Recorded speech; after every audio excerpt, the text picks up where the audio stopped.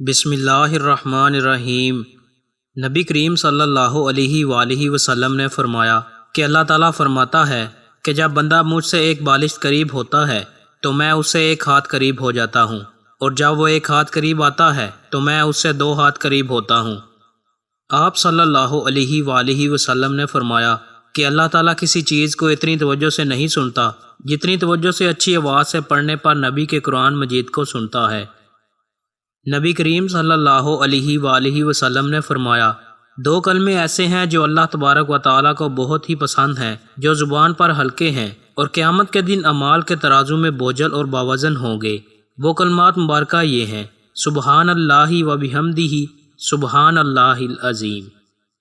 دوستو، مزید اچھی ویڈیوز کے لیے چینل کو سبسکرائب لازمی کریں۔ بہت شکریہ۔